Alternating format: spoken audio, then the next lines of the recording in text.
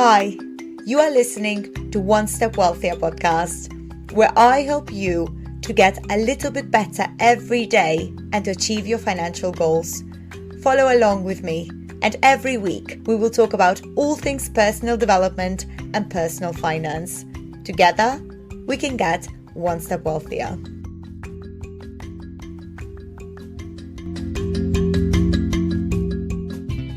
In this week's episode, I wanted to talk about the 6 habits that pushed me forward and helped me to achieve my goals.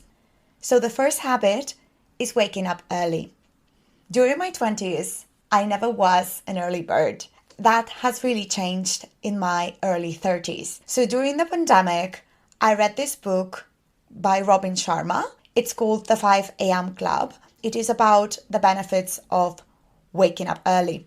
I have started doing this habit during the pandemic because I had really no social life because everything was closed, and I decided to do it for a while, and it stuck with me. Also, during summer in Spain, I was going for really long runs because I was training for my marathon, and it was quite handy to wake up that early to avoid the heat, which starts around 9 or 10 a.m. I was living in the interior of Spain, so the heat in summer can be quite brutal. I was able that way to use my morning for my morning runs and also for translating some books. What I have realized by waking up so early is that I could get so much accomplished while everybody else was still sleeping. So I think waking up early puts you one step ahead of everyone.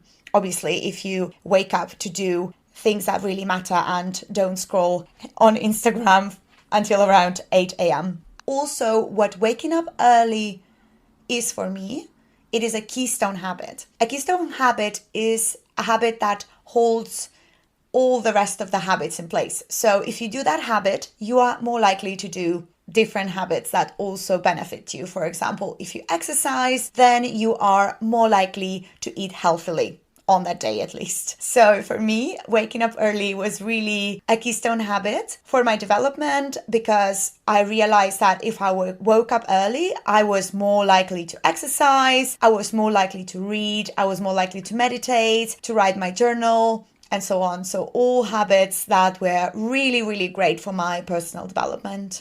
So my second habit is exercising regularly. I usually exercise in the morning after I wake up early. And I usually do 1 or 2 cardio sessions per week. That is running. And I cycle every day for my commute, but I do not know if I would consider that as exercise because London is pretty flat and I don't think that requires a lot of effort really. Also, I do 3 weightlifting sessions a week at the gym. And there are 2 reasons why I do weightlifting. So the first one is that I read that after 30, we lose 1% of our muscle mass each year. So by the time we are 70, we would have lost 40% of our muscle mass. That is why older people really struggle to do basic things like get up from a bed or from a chair when certain age comes. And this is because of that loss of muscle strength, which is also known as sarcopenia. So what I want to do when I'm in my 70s or when I'm in my 80s, I still want to be able to be strong, and when I'm traveling, to lift my carry-on suitcase to the upper compartment in the airplane. I think that exercising your strength would give you independence later in life. So I do want to invest in myself in that way. I do see that as an investment for when I'm older. The second reason being is that when you have more muscle mass, you burn more calories even when you're not exercising. So in that way, I can eat more. And talking about eating, my third habit is healthy eating. I think we are what we eat, and it is very important to eat natural foods. So not to eat anything that your great-grandmother would not consider as food. And I think our supermarkets nowadays have plenty of that food. I try to eat vegetables, as many as I can, fruits, not too many, nuts, seeds, eggs, fish, and then in small quantities, dairy and meat. If you want to eat healthy, try to avoid anything that says natural in the package. You would never see that on the package of spinach or broccoli, for example. Also avoid foods with long lists of ingredients that you would never use in the kitchen or can't even pronounce. Bear in mind that low-fat versions are usually full of sugar. Also make it a habit to cook from scratch. You do not need that much time for that. Just check out some easy recipes, and it is much healthier for you to cook the meals from scratch rather than purchase the ready meals with a lot of additives. A book that I read recently that really changed my perspective about food is called Ultra Processed People by Chris Pontulican. In that book, he basically talks about how some food companies add a lot of preservatives and additives just to save money and to make food last longer. It is obviously cheaper to use additives rather than the natural ingredients. So my fourth habit is sleep. As humans, we need 7 to 9 hours a night of sleep, and this is something absolutely non-negotiable for me.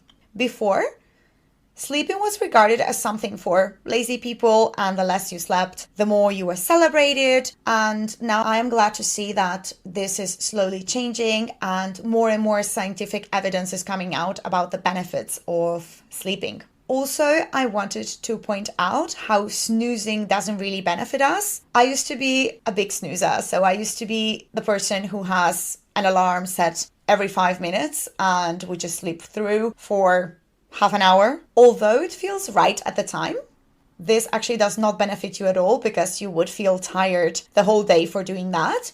I don't know exactly how that works, but there are different phases of sleeping and you actually interrupt your sleep in the middle of the sleep cycle. So definitely you should not do that. If you snooze, you lose.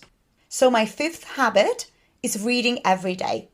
So I read 52 non-fiction books a year. That is 1 book per week. I have been doing that for the past 3 years. And trust me, this is really not that difficult. So what I do, I cheat a little bit. So I use Audible. I listen to the actual audiobook on Audible accelerated, usually by 1.7 or 2, depending on the author. And I also have the electronic version of the book on Kindle. So what I do, I listen to the book through Audible while I'm reading it at the same time. So I've got a few inputs that do not really allow me to get distracted that easily. You can get years of knowledge from someone in just 8 hours. That habit has been really a game changer for me, and I realized how much I know about different topics that I had previously no idea about. One of these topics is finance. And when you keep reading about the same topic, the more you read, the more it helps you to develop your own perspective based on the common ground of the experts that you're reading from. It helped me really to be more flexible with my opinions. The habit number 6 is saving and investing consistently for the future me. So I've been investing consistently every month for the past 3 years. I don't think you do have to have a reason that you are investing for. I think that each day that you invest, it is 1 day less that you would have to work. It is an excellent way to buy your freedom. So to summarize, the habits that push me forward are 1, waking up early, 2, exercising regularly, 3, eating healthy, 4, getting enough sleep, 5, reading every day, and 6, saving and investing consistently for the future me. You have just invested in your personal development by listening to this podcast. Thank you for being here and helping yourself to become one step wealthier. Do not forget to subscribe to access new content every week and to better yourself. I hope that you have a wonderful day.